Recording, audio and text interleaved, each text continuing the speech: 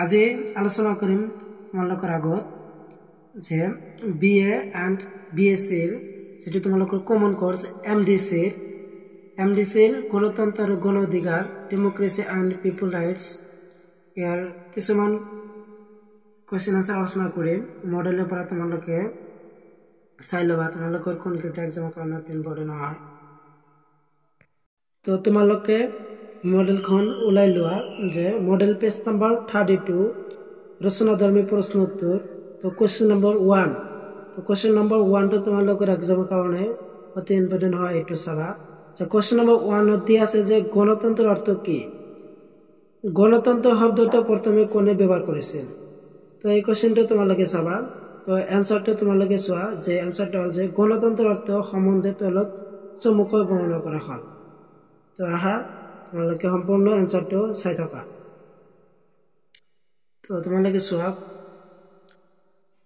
কোৱা নম্বৰটো হ'ল যে গণতন্ত্ৰ হ'ল এক প্ৰকাৰ শাসন ব্যৱস্থা য'ত ৰাষ্ট্ৰৰ সাৰ্বভৌম ক্ষমতা জনগণৰ হাতত ন্যস্ত থাকে আৰু খ নম্বৰটো আছে যে গণতন্ত্ৰ জনগণৰ হাতত ন্যস্ত থকা সাৰ্বভৌম ক্ষমতা জনসাধাৰণে তেওঁলোকৰ দ্বাৰা নিৰ্বাচিত প্ৰতিনিধিৰ জৰিয়তে ব্যৱহাৰ কৰে এই গণতন্ত্ৰই প্ৰকৃততে সমাজৰ সংখ্যাগৰিষ্ঠতা সংখ্যাৰ শাসকৰ বুজায় অৱশ্য ইয়াত সংখ্যালঘুসকলৰ স্বাধীনতা সুনিশ্চিত কৰা হয় তো তোমালোকৰ এই কোৱেশ্চনটো তোমালোকৰ 10 মাৰ্কৰ হয় তো তোমালোকৰ এই ক খ আৰু ঘ ঘ আৰু অংগ চ ছ আৰু বৰ্গীয় জ তো তোমালোকৰ 10টা মান পইণ্ট দি আছে তো তোমালোকৰ 10টা মান লিখিব লাগিব যদি এক্সামত এটো আহে তো তোমালোকৰ এক্সামৰ কাৰণে ইম্পৰ্টেন্ট হয় তো এটো চাবা তোমালোকৰ 10টা পইণ্ট লিখি দিলেই হ'ল তো তোমালোকৰ ফুল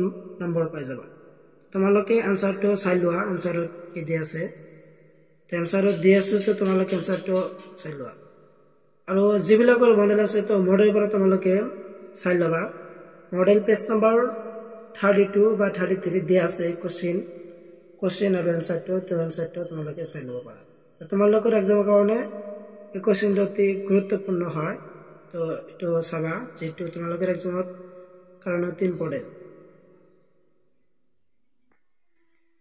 আৰু নেক্সট কোশ্চেনটো হ'ল যে তোমালোকৰ কোশ্চেন নম্বৰ 3 আৰু পেজ নম্বৰ 35 তো কোশ্চেনটো হ'ল যে গণতন্ত্ৰৰ বিভিন্ন প্ৰকাৰসমূহ কি কি তো গণতন্ত্ৰৰ এনে প্ৰকাৰসমূহৰ এটি সমূহ মূল্যায়ন কৰা তো তোমালোকে ইয়াৰ আনসাৰটো হ'ল যে তোমালোকৰ যে গণতন্ত্ৰৰ মূলতঃ দুই প্ৰকাৰ প্ৰত্যক্ষ গণতন্ত্ৰ আৰু পৰোক্ষ গণতন্ত্ৰ তো প্ৰত্যক্ষ গণতন্ত্ৰ জনসাধাৰণে পোনপটীয়াকৈ শাসন কাৰ্যত অংশগ্ৰহণ কৰে কিন্তু পৰোক্ষ গণতন্ত্ৰ জনগণে নিৰ্বাচনৰ জৰিয়তে প্ৰতিনিধি নিৰ্বাচন কৰি সেই প্ৰতিনিধিৰ জৰিয়তে শাসন কাৰ্য পৰিচালনা কৰে তো তোমালোকৰ এক্সামৰ কাৰণে এটো এই কোৱেশ্চনটো তোমালোকৰ এক্সামৰ কাৰণে ইম্পৰ্টেন্ট হয় এটো চাবা আৰু যেহেতু তোমালোকৰ সন্মুখত সেশনাল এক্সাম বা কোনোবা কলেজত এক্সাম হৈ আছে তো তোমালোকৰ এই কোৱেশ্চনটো এক্সামৰ কাৰণে ইম্পৰ্টেন্ট হয় যে গণতন্ত্ৰৰ বিভিন্ন প্ৰকাৰ কি কি তো মূলতে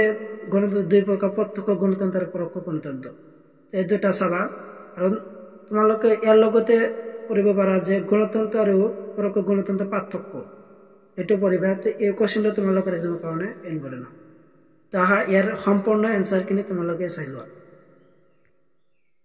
তো ক নম্বৰটো হ'ল যে প্ৰত্যক্ষ গণতন্ত্ৰ তো ইয়াৰ এনসাৰ সম্পূৰ্ণখিনি চাই লোৱা তো এনসাৰ কি দি আছে এনসাৰটো ক'বলৈ মই সক্ষম নহ'লো কাৰণ সকলোবিলাক এনসাৰবিলাক ক'বলৈ গ'লে ভিডিঅ'টো বেছি দীঘলীয়া হ'ব তো তেওঁৰ কাৰণে তোমালোকক এনসাৰখিনি মই জাষ্ট দি আছো তো তোমালোকে এনসাৰখন স্ক্ৰীনশ্বট মাৰি ল'বা নহ'লে বহুত লিখি ল'বা আৰু খোৱা দি আছে যে খোৱাত যে পৰোক্ষ গণতন্ত্ৰ বা প্ৰতিনিধিমূলক গণতন্ত্ৰ তো পৰোক্ষ গণতন্ত্ৰ বা প্ৰতিনিধিমূলক গণতন্ত্ৰ এটো চাবা তো তোমালোকৰ মডেল পেজ নম্বৰ 36 ত দি আছে তো তোমালোকে চাই ল'ব পাৰা মডেলৰ পৰা আৰু তালিকাত আছে অপচন 1 যে প্ৰত্যক্ষ গণতন্ত্ৰ বা প্ৰতিনিধিমূলক গণতন্ত্ৰৰ অপচন 1 ত দি আছে যে সামাজিক গণতন্ত্ৰ সামাজিক গণতন্ত্ৰ কি তো এটা চাই লোৱা যে সামাজিক গণতন্ত্ৰ ধাৰণাটো সম্পূৰ্ণৰূপে সমাজবাদী ব্যৱস্থাৰ ধাৰণা নহয়।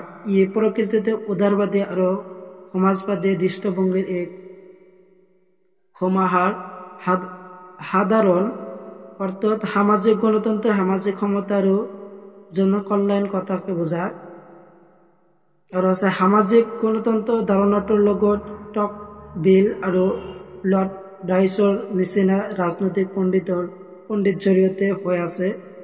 টকভিলে মাৰ্কিন সমাজ ব্যৱস্থাত ব্যক্তিৰ সমমৰ্যাদা আৰু সামাজিক সমতাৰ উপস্থিতি লক্ষ্য কৰি গণতন্ত্ৰক এক ৰাজনৈতিক যত্নৰ সলনি এক সামাজিক ব্যৱস্থা হিচাপে স্বীকৃতি দিব বিচাৰিছিল।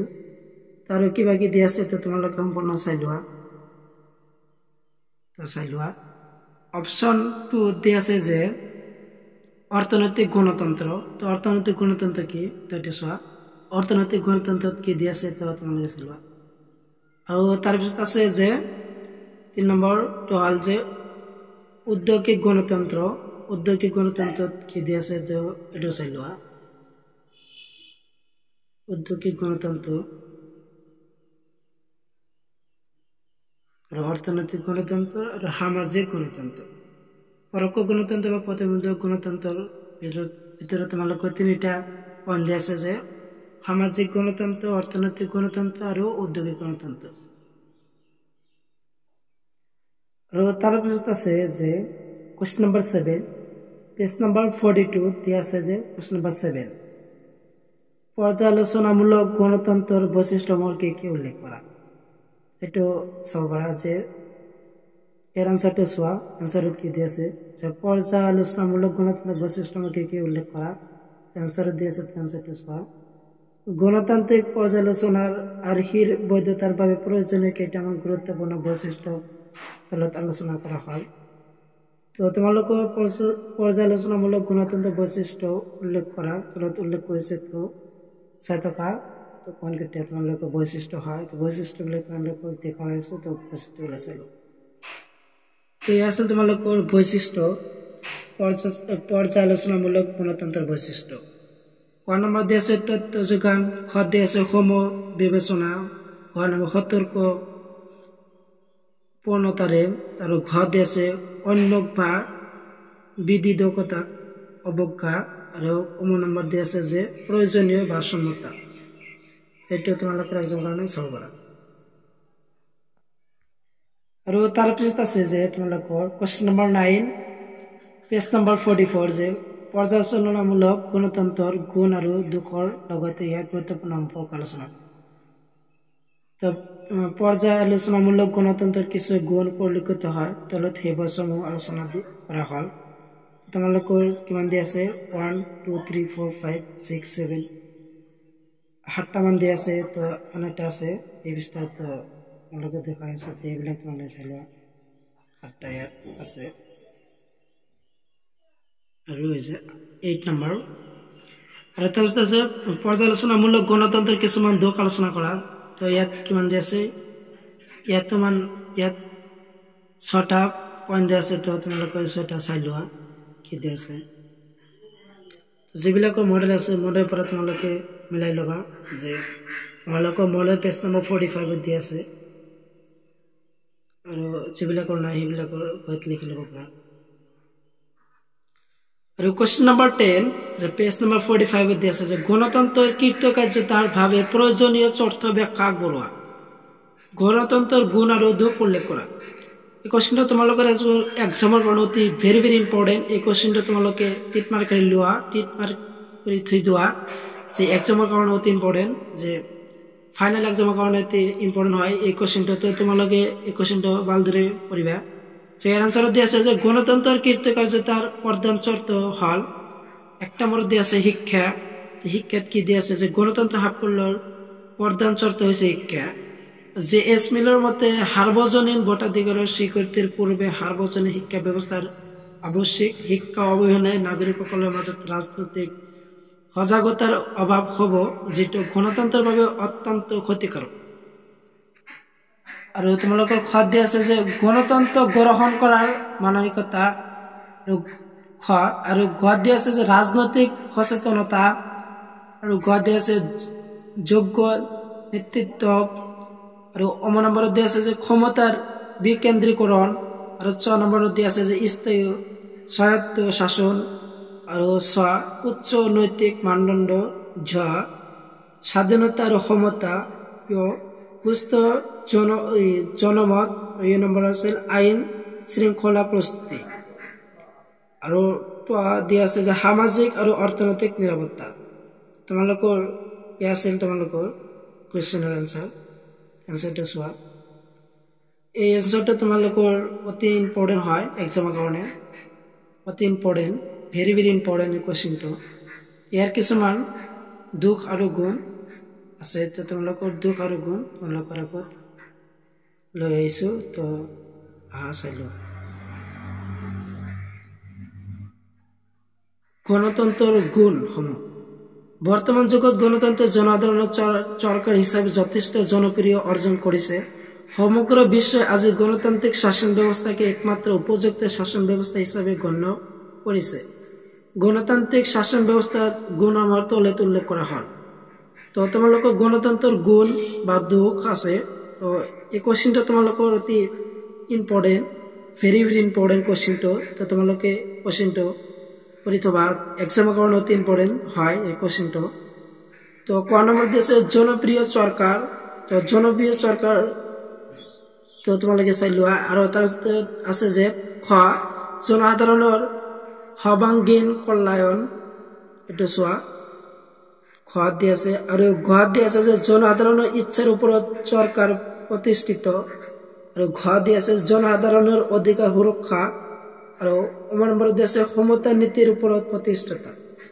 ইয়াত 5টা দি আছে আৰু হিপিটত আছে কিমান কেইটা তো চাই লোৱা